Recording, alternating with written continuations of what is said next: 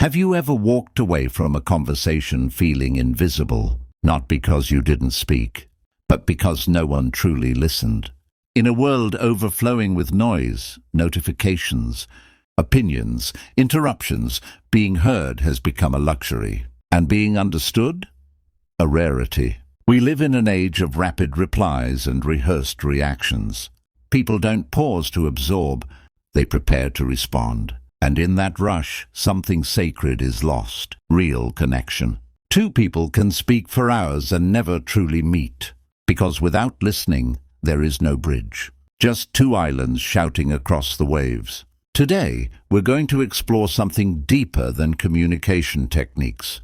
We're going to dive into the soul of dialogue, into the energy behind words, into the silence that speaks louder than sound. This isn't a lesson in public speaking. It's a journey into presence.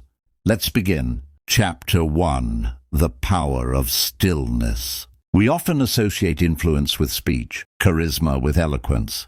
But what if the most magnetic people aren't the ones who speak the most, but the ones who know when not to? Silence isn't emptiness, it's a canvas. It's the space where words gather meaning, where emotions settle, where truth emerges.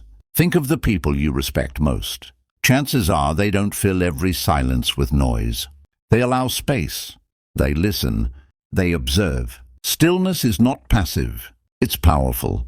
It says, I'm here. I'm present. I don't need to dominate to matter. Chapter 2. Listening as a superpower.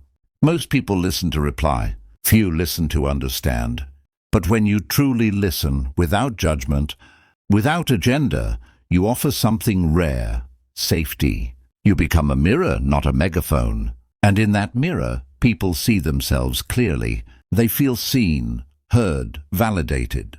Listening is not about agreement. It's about attention. And attention is love in its purest form. Chapter 3. Words that heal, words that harm. Every word carries weight. A tone, a temperature. Some words open doors. Others slam them shut. When you say, I understand, you offer shelter. When you say you're wrong, you build a wall. So before you speak, ask yourself, is this true? Is this necessary? Is this kind? If the answer is no, silence might be the most compassionate choice. Chapter 4. Authenticity over performance. We've been taught to impress, to polish our speech, to sound smart. But the most powerful words are often imperfect. They tremble, they hesitate, but they're real. Authenticity isn't about saying everything. It's about saying what matters, with sincerity. You don't need to be flawless. You need to be honest. People don't connect with perfection.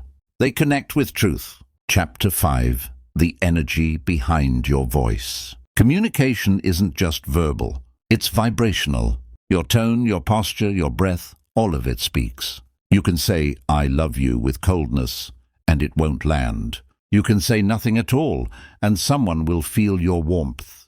We are transmitters. Our energy precedes our words. So if you want to be heard, don't just speak. Align.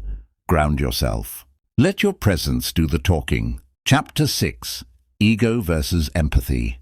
The ego wants to win. Empathy wants to understand. Every time you argue to be right, you risk being disconnected. True dialogue begins when the need to dominate dissolves. When you stop trying to shine and start trying to illuminate. You don't need to be the loudest. You need to be the clearest. And clarity comes from humility. Chapter 7. Emotional transparency. You can hide your words, but you can't hide your energy. People feel when you're tense, defensive, angry. Your body speaks. Your silence speaks. Your eyes speak. So learn to recognize your emotional state. Not to suppress it, but to understand it.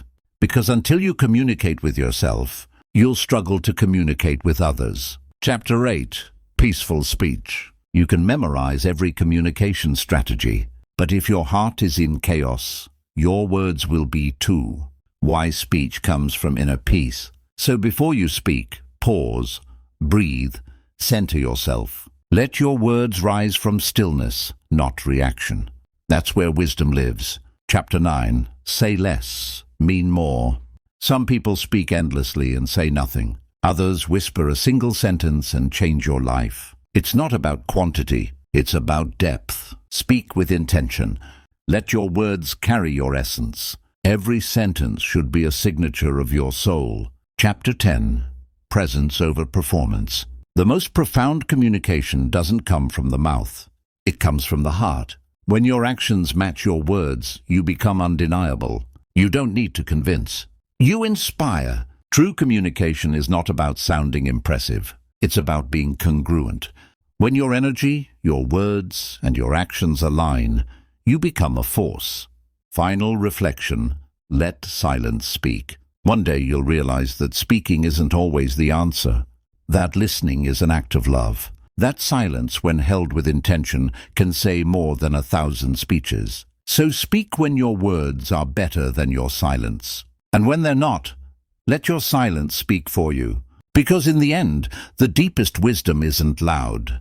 It's still, it's present, it's felt.